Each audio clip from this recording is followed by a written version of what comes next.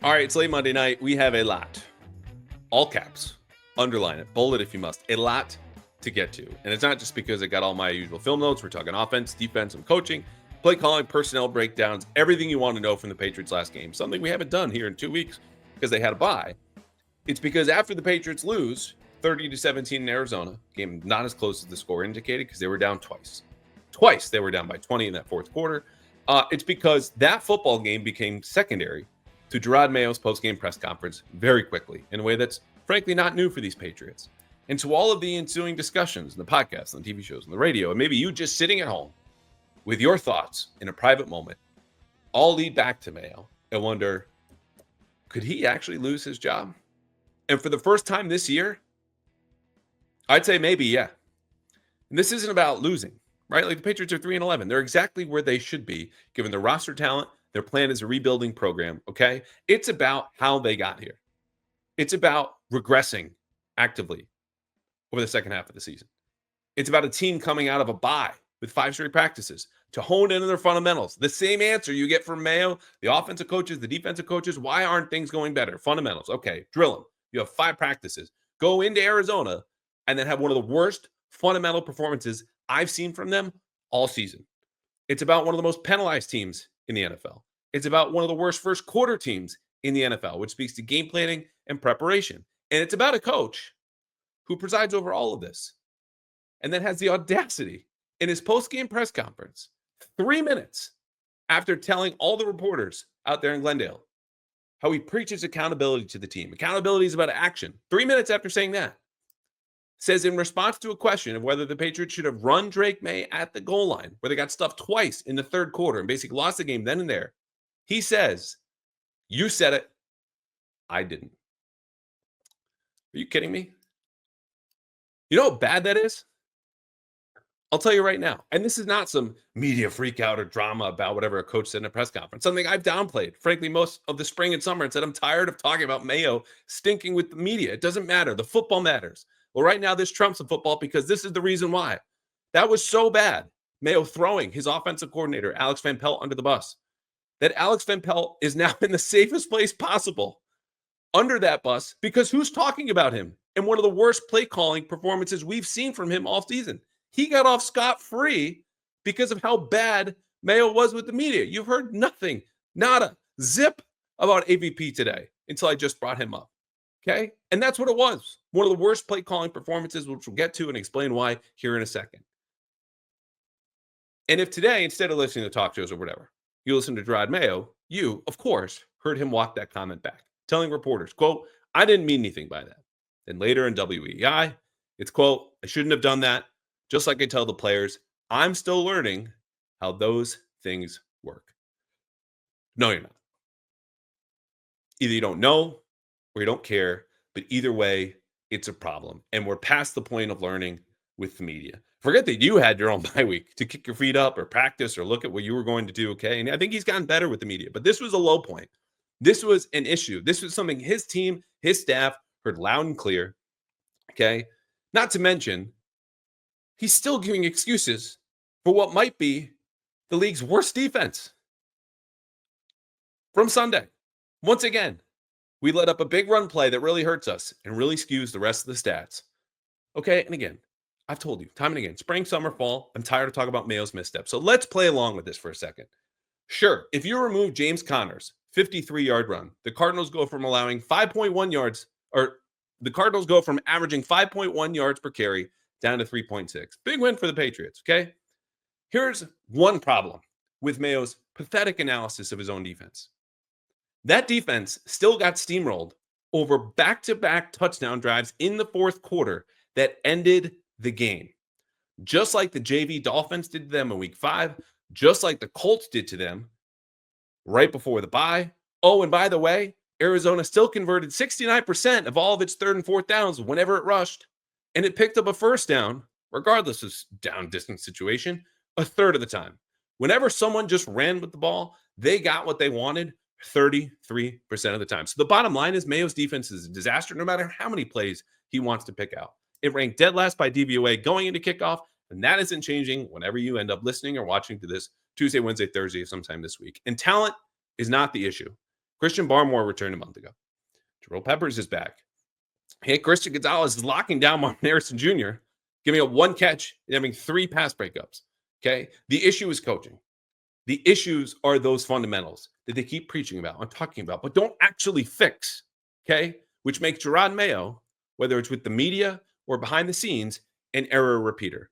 And if you want to know why the Patriots are not only repeating errors on the field, but also don't seem to be taking losing quite as hard, as I reported and others did down in Miami, it's because their head coach isn't. There he was on WEI, yucking it up, laughing, joking, busting balls Monday morning after getting in at 4 a.m. and losing 30-17 in a game that really should have been 30-10. And there's no crime in smiling. Okay, be human. That's what we want. That's what we all should be rooting for. You've heard me say it time and time again. Honesty is what media and fans should be rooting for. But what message does yucking it up with some people on the radio send to your players, to your coaches who have to come in and run and lift and do film? But not me, because the Patriots, of course, canceled their team meeting after one of their worst losses this season, which is saying something, after a bye and then going into a player's off day. Another great message there. What does it say when you do all of that? What it says is the meeting doesn't matter and the losses aren't that bad. Well, here's a message that a captain, one of the longest tenured captains you have on this team, said last week. Dietrich Wise, I asked him straight up, what are these last 4 games about before they go to Arizona? He said, if we finish strong, it says our hard work matters. This can work. This program, these players, these coaches, the culture, it can work. Well, right now, between Mayo's messaging and their play and their coaching, it says the exact opposite. And they have 2 games left against the future league MVP and then another game against one of the best coached teams in the NFL. How do you think that's going to go for the New England Patriots and Jerod Mayo? Sincerely, what do you think? Because if you said badly, just remember, you said it, and I didn't. Let's get to football. All right. Speaking of other coaches, I led with this with my film review this week because I thought it was fitting. Not a brag, not to bring up Bill. Down in North Carolina, talked about him plenty in the last 2 episodes. It's to say that 2 years ago, I crashed a Bill Belichick clinic. And my favorite thing of not only just sitting, listening to Bill Belichick speak at a coach's clinic for 45 minutes, uninterrupted, whatever topic you wanted to delve into, was he spent all 45 of those minutes on a single drill. Okay. It's called the Texas drill. It's got 3 players and involves a lot of offensive fundamentals and defensive fundamentals and footwork and hand placement and leverage.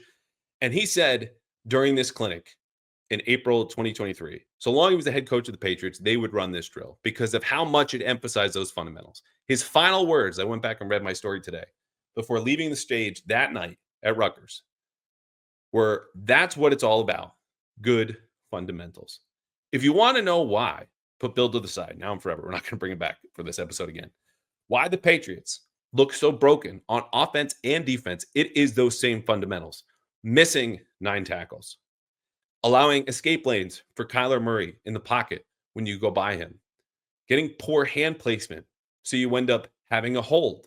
Not getting a proper start off the line if you're an offensive lineman.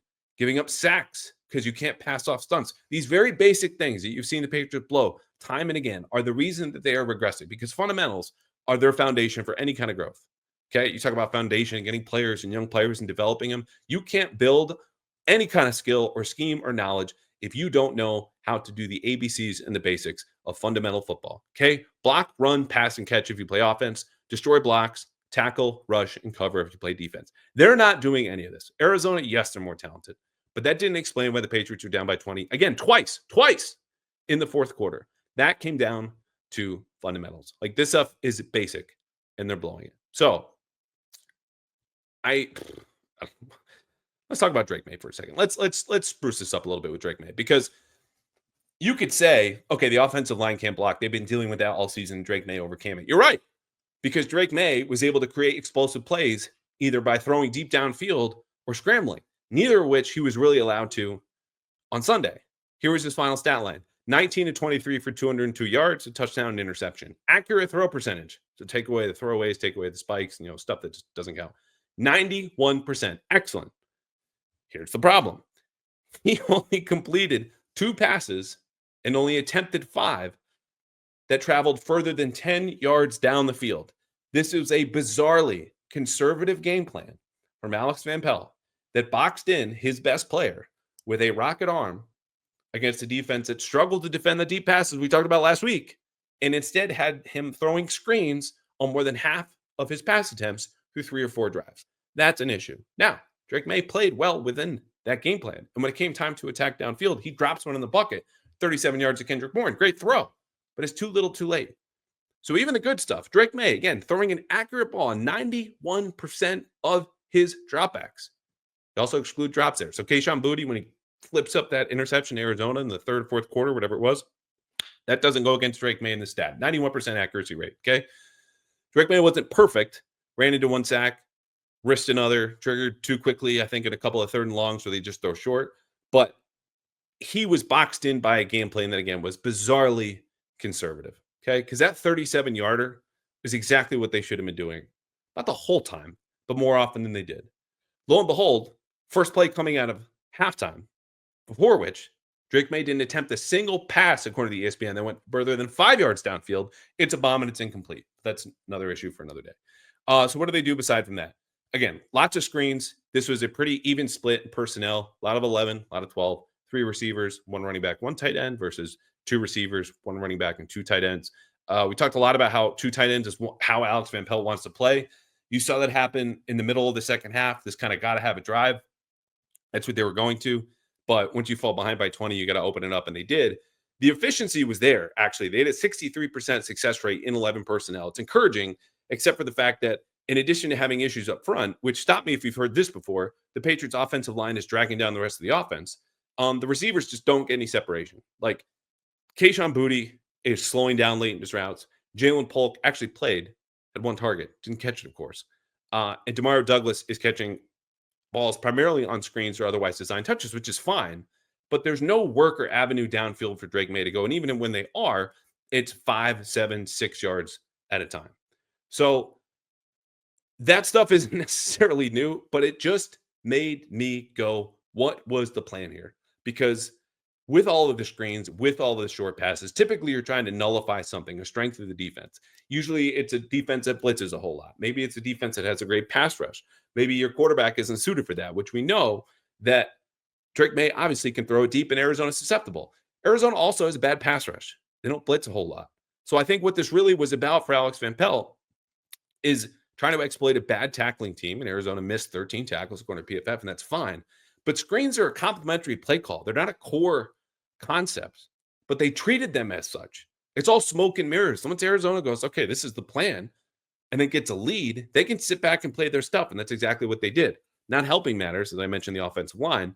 Layden Robinson gets flagged for a hold in the first drive, kills that possession. They have to kick a field goal and miss it. He also got away with a few holds later on. Vidarian Lowe, disaster. He gives up a sack on the second series, kills that drive. Ben Brown has a bad snap on the third one, kills that drive. Lowe also gave up 3 other pressures, plus a run stuff. So the first 3 drives end because of bad offensive line play. And then the fourth possession, Antonio Gibson goes backwards. This was the famous clip that we all saw of Jonathan Kraft with his little notes. Goes backwards for a 1-yard loss, then a 5-yard loss because of blown blocks on the left side of the line, Lowe, Robinson, and Ben Brown. And so the Patriots go into halftime basically with no shot of doing anything because they can't block and the receivers downfield aren't getting open. Now, good news is, you haven't heard me say Mike Onwenu and DeMontre Jacobs. That's for a good reason. They didn't give up anything in pass protection. But the bad news is the Patriots very much still need 2 new offensive tackles in 2025. And you could see that as clear as day in Arizona. As far as other notes, Antonio Gibson was great. I don't want to go too much further without highlighting him. Only played 16 offensive snaps, which shocked me because he forced 11 missed tackles. That's a season high for a single game. Any Patriots player all year.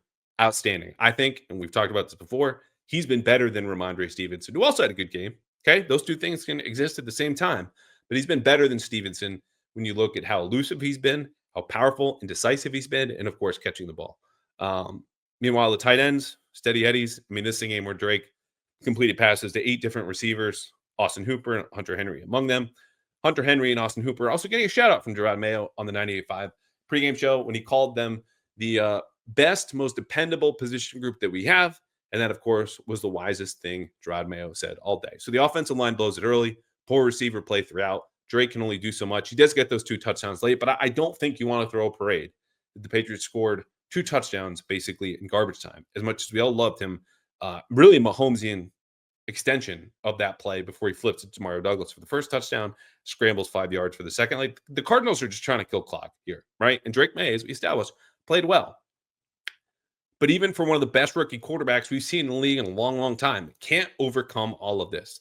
From the game planning to the lack of protection and poor run blocking to the receivers just straight up not separating downfield in the way that even Kayshon Boutte admitted felt disrespectful. Kayshon, what I would say to that is hold on to the ball. And the best way to disprove that disrespect is just to get open. But if he's not interested in my advice, I would say, well, you can go to a different game and see that. And this is advice I would give to anyone coming up on the holidays, because there's no better place to go and show someone you love them than a game, or maybe a concert, or maybe a show. And if you're going to a game, concert, or show, I would tell you right now to go to Game Time, where they give you a lowest price guarantee on all of their tickets. I have already bought, a little secret between you and I, some holiday gifts via Game Time, because again, they give me the lowest price guarantee. They also let me see what my seat view is going to be like. And if you have a Patriots fan in your life that would like to see Drake Maye in person, you got 2 more chances. One will be right after Christmas for those inclined to celebrate against the Chargers. Sounds like it'll be Saturday, if not obviously on Sunday. You can go see Justin Herbert versus Drake Maye for the lowest price you will find anywhere in the secondary ticket market if you go to Game Time. Pick your seat, look at the view, get the 110% guarantee if you find a lower price elsewhere, but you won't.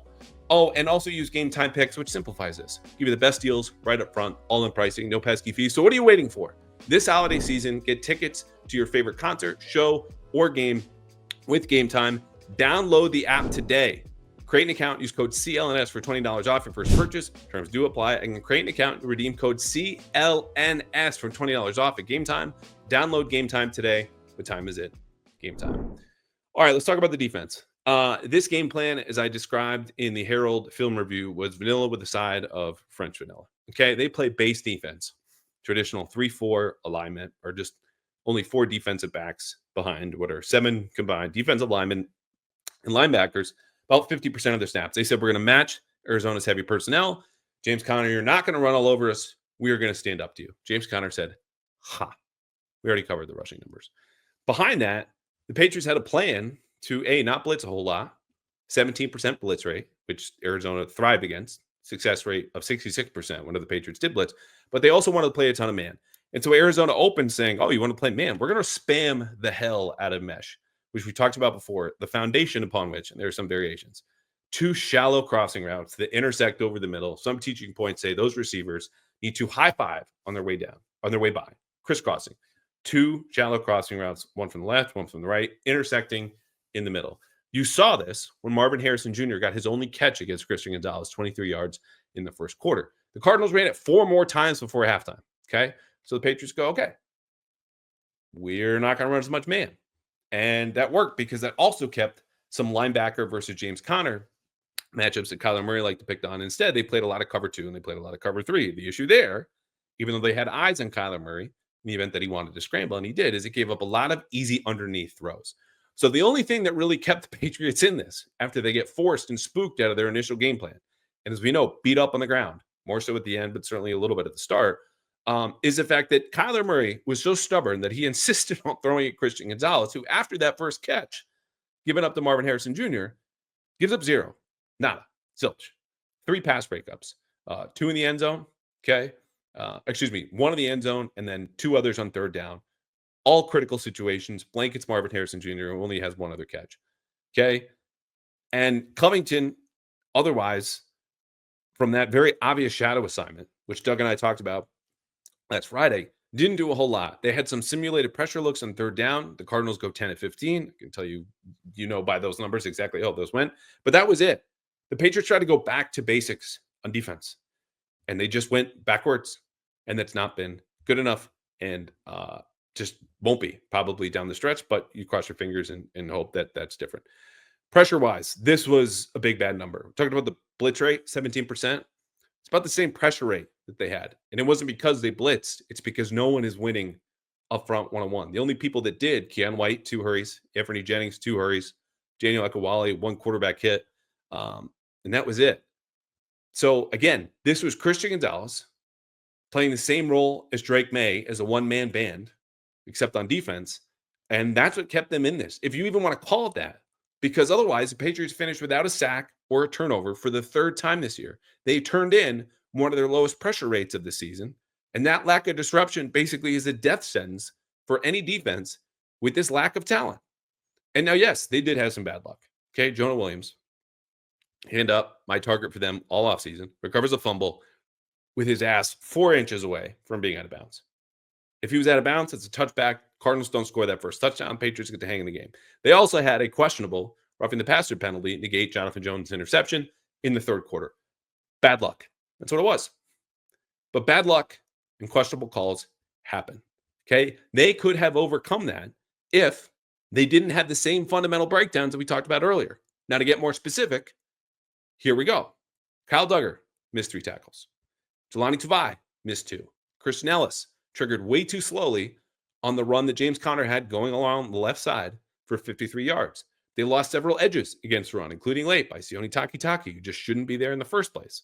Keon White ducks inside twice when rushing off the edge in passing situations and lets Kyler Murray escape. Devon Godchow, the rock upon which the Patriots have built their whole run defense, the nose tackle, non-factor. That's what he was. Jabril Peppers ran himself out of a couple plays. Okay. The Patriots, again, allowed the Cardinals to go 10 of 15 on third down, including a 3rd and 11 snap during their 2-minute drill before halftime. So there you have it. Consistent, small, fundamental breakdowns. No pressure, by the way, from Yannick Ngakoue, who's on the show last week. 23 pass rushing snaps, 0 pressures. And so I don't have a lot of answers here for you. It's just bad across the board, which you do, but I'll leave you with one more thought. This is a rebuilding team. We knew this. They're serving 2 masters, development and trying to get wins on Sunday. Well, if I was a rebuilding team, I probably would play Alex Austin, second-year corner, more than 25 snaps, which you saw on Sunday. Well, Jonathan Jones saw 42. Jonathan Jones on an expiring contract, still a youthful player, veteran leader, all that. But you had no problem benching Jonathan Jones against the Colts. Why is he suddenly getting starters snaps here against Arizona when against the Colts, Alex Austin also had 2 pass breakups and 2 catches allowed? I don't know. Oh, and Isaiah Bolden, another second-year corner, played 0. 0 defensive snaps on Sunday. I don't get it. Good news is, even when the Patriots lose like this, you can still win at home. And you've heard me say this before, but you have not heard this detail. PrizePicks, America's #1 daily fantasy sports app, is now letting you win up to 1,000. That's right, 1,000 times your money. So you should be, if you are not already, running your game all season long on PrizePicks, America's #1 daily fantasy sports app, where you can make your holidays bigger and brighter, because PrizePicks is the best way to get real money action while watching your favorite sports. Again, up to 1,000 times your money. You can use Venmo, MasterCard, whatever you want. Quick deposits in, fast money out. You can join now, and you get 2 free picks in December with PrizePicks, where they're giving away $30+ million in rewards during, I love this, Picksmas. That's their promo this month, December. And you say, what are 2 free picks? What does that mean? Well, here's how PrizePicks works. You build a lineup with 2 to 6 players. Every player comes with the stat. You look at the stat and you pick more or you pick less. You pick your players, whatever the stats are, go more or less. And with those 2 free picks, you could win automatically with as little as a 3-player lineup. You file it. If you hit on that one plus your 2 free picks in December, you win, again, possibly up to 1,000 times your money. So sign up today and get $50 instantly when you play your first $5 lineup. You don't even need to win to get that $50 bonus. It's all yours. All you have to do is sign up at PrizePicks and play a $5 lineup. Patriots playing against the Bills, probably going to see a lot of points. So think about it. In the meantime, download PrizePicks today, whether it's the Patriots, Celtics, Bruins, whatever it might be, and use code CLNS to get that $50 bonus instantly after you play your first $5 lineup. Again, download the app today. Use code CLNS to get $50 instantly after you play your first $5 lineup. PrizePicks, run your game. All right. We're going to run the rest of the rundown here. So what would NFL Film say about this game? Nothing. It's rough, man. Like we talk about this in this hour-long fictitious documentary. How would they document the season? We spent a lot of time on that Colts game. The history, Manning, Brady, back and forth. It's entertaining. It's close. It comes down to the 2-minute. Patriots going into the bye. NFL Films is just saying, look, they go to Arizona. The drought continues in the desert. A little bit of Kyler Murray. Certainly get that long pass from Drake Maye. You get a depressing call from our guys, Bob Sosi and Scott Zolak. And then all of a sudden, the score just flashes 30-17. And of course, they do not include Mayo's comments in the postgame because this is an NFL Films production. They're not going to do that to one of their own, but they're absolutely skipping as fast as possible to Buffalo, where they can dress it up a little bit more. Divisional game, some holiday mention, yada, yada. And we'll see what happens in Buffalo. But regardless, they're not spending a whole lot of time on this game. We are going to spend a quick minute, though, to talk about who we need to talk to, and that's Vidarian Lowe. Because, again, look, he had a real bright spot earlier this season, and it looked like he might be a serviceable starter in the NFL, which is shocking. And if you don't believe me, you can go back to the tweets and the mailbag questions of like, when is Vidarian Lowe coming back? Everyone clamoring for Vidarian Lowe, the favorite punching bag of anyone on this roster, because he was their best pass protector. Well, his last 5 weeks, he's averaged just over 3 pressures allowed per game. This is his worst football that we've seen. He's been banged up, but he's not a starter in this league. He even said to us this summer, I hope to be a swing tackle one day. I hope I can prove myself. That's, I think, the sweet spot. He's obviously leaned a little bit more towards playing left tackle. Maybe he can learn right tackle. But the bottom line is you give up a sack, 3 other pressures, a run stuff, and you contribute to some other run stuffs. It's just not good enough, okay, especially coming off a bye. I get it's late in the season, but he's probably as rested as he's been since maybe before that high ankle that he had earlier this year. So the Patriots need new offensive tackles. It's as much because Demontre Jacobs was a waiver wire claim earlier. Now he's starting at right tackle as it is Vidarian Lowe, the guy who everyone loved, everyone hated, then loved, and is now coming back down to earth because this is just the player that he is. I think he's still useful. Keep him on the roster. Just give him a new job. All right, we have 6 questions here in the mailbag, and we will get out. Guests later this week. It's going to be a great episode. That's all I'll say. Kurt, I want to like Mayo, but the more he speaks, the less fit he seems to be for the role of head coach. Can Robert Kraft retain Mayo for any reason beyond saving face? So here's the thing I would say, which is also how Mayo often starts certain answers. What I would say is the only reason you would continue with Jerod is also the biggest reason you hired him in the first place. Potential. You believe in his long-term potential as a head coach in the National Football League, not what he's showing you right now in his mid-30s in his first year, the season before the Patriots expected him to succeed and replace Bill Belichick.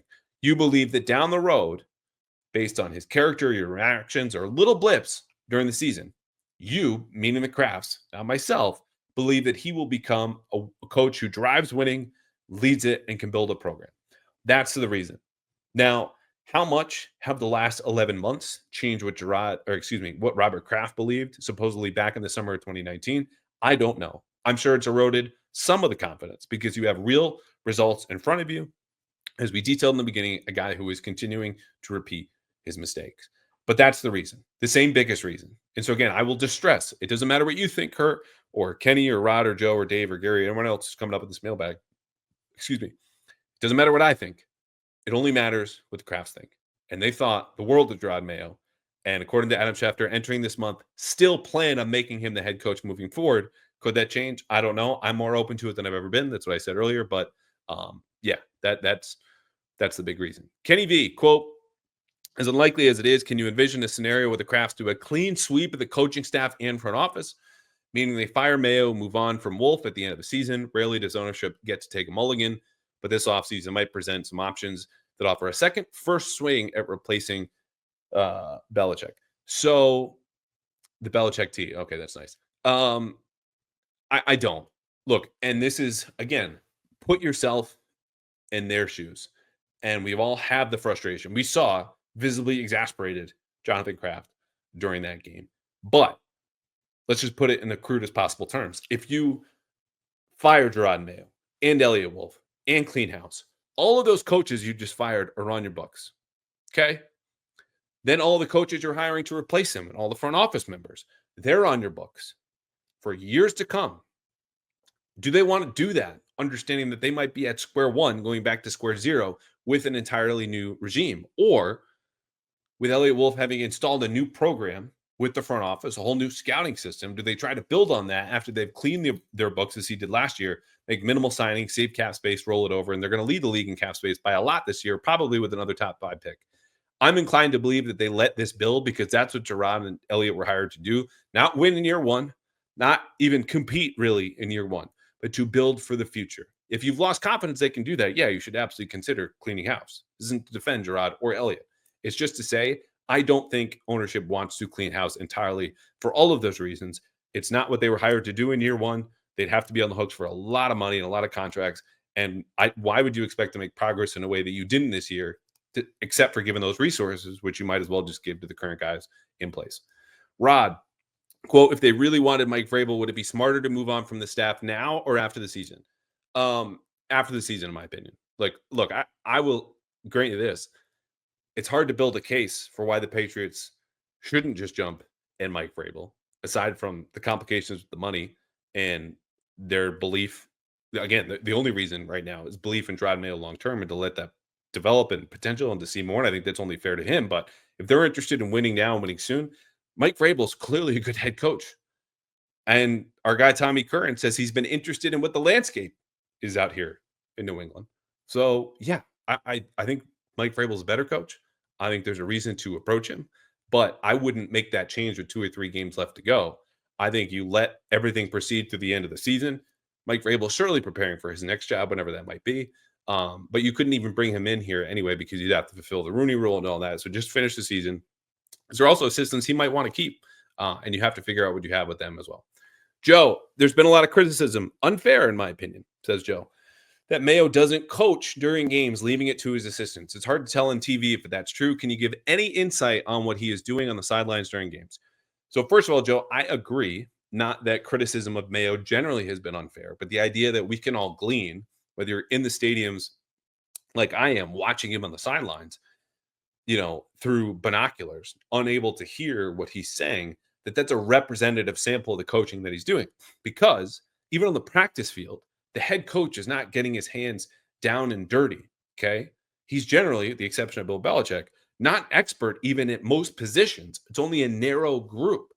So unless Jerod Mayo has his hands with the linebackers, maybe the defensive linemen, I don't think you want him hands-on with the offense. Okay. Do you want to see him hands-on because it shows you something at home? Sure. But I don't think that's a real representative look at what actual coaching means. What he's doing on the headset is chatting with both of the offensive staff and the defensive staff. Evan Rothstein, who we know is a direct line to his headset.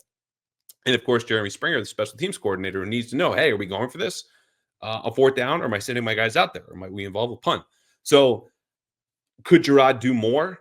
Might that lead to a better product? Yeah, it could. But this idea that the tiny snippets that you get on TV, or even if I had my binoculars from the press box looking at him for an entire Sunday afternoon, would tell me what he's doing or what he's saying is just not true. It's not representative. There's not enough there. And the most important work a coach does is honestly Monday through Saturday. Okay. The management part is very important, and he could definitely improve in the clock management part and certainly some of the play calling, whether it's Covington or AVP. But I just don't think it's fair to believe that you get a real picture of what he's doing from the little snippets you get before commercial. And I do when I bother to look down there with my binoculars. Dave, in hindsight, did Nick Caley not want to come here despite the big offer because he has worked with Mayo, Wolf, and others and knew they are unqualified and this was going to be an epic disaster? No. Nick Caley had legitimate interest in this opening. He also has a legitimate love for working for Sean McVay and being in LA, which you can quite easily imagine the benefits of all of that.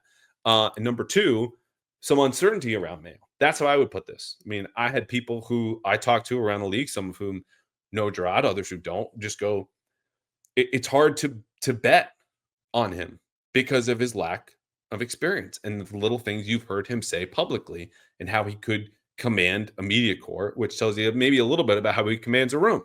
Okay. And again, those are people that even knew Jerod because these are big, big jobs that are honestly a lot more administrative than the hands-on coaching that I was just talking about with Joe's question. So Nick Caley goes, that might work out, but I don't know. I know this will work out with Sean McVay, who if I just stand next to long enough, will probably get promoted and will have more opportunities down the road. So that's what I think came down for Nick Caley. Gary, a lot of layers to this question. Gary says 10 teams will finish this week with 5 wins or less, approximately a third of the league. The Giants, Raiders, Pats, Jaguars, Panthers, Titans, Browns, Jets, Bears, Saints. I'll say it again. The Giants, the Raiders, the Pats, the Jaguars, the Panthers, the Titans, and the Browns, the Jets, Bears, and Saints. Which teams, if any, would you trade places with? It's a great question. Honestly, I think the Bears are the only one. And that's even a maybe because I'm not a big fan of Ryan Poles and Kevin Warren, their GM and CEO, respectively. There are ownership problems when you look at the other 9, with more than half of them, including the Giants. Okay. None of them, except Chicago, maybe Jacksonville, have franchise quarterbacks, TBD with Carolina, but probably not with Bryce Young. Okay. So what this says is not a commentary on ownership, which you could argue, you can throw the Patriots in their ownership problems. I'm not going to object. I would not want to trade Drake Maye and all the salary cap space coming up and a top 5 pick and an extra 3rd round pick for any of those situations. That's how good Drake Maye is. That's how much change I think they can bring about this offseason. Now, am I the head coach or the GM? That's a different story. But right now, based on the state of the franchise, I don't think the Patriots are bottom 5 in the NFL when you look at their future outlook. I don't think they're bottom 8. You want to put them bottom 10, bottom 12? Sure. But that's the power of the quarterback. That's the power of financial flexibility. It's the power of draft capital. And they have all of that coming in 2025 that might make it worth it for Mayo and Elliott Wolf, but that's if they get there. Okay, we'll be back a little bit later this week. Patriots play at Buffalo. That spread is 14 points, which I don't know what we're going to have for our prize picks of the week later this week, but I would imagine we're going to go more than with some of those. Just shy last week. Had more than Demario Douglas, 3.5 catches. He came at 3. But Drake Maye did have more than half a touchdown pass, which we've been telling you, take it more. Anyway, we will see you later this week. Thank you for listening, watching. As always, if you have a second, please rate and review at Apple. This helps us grow. It is a huge help. Any feedback, you can also send to my email, acallahan@bostonherald.com. But please, Spotify, Apple, wherever you get your podcasts, leave us a little review. It's immensely helpful. See you guys.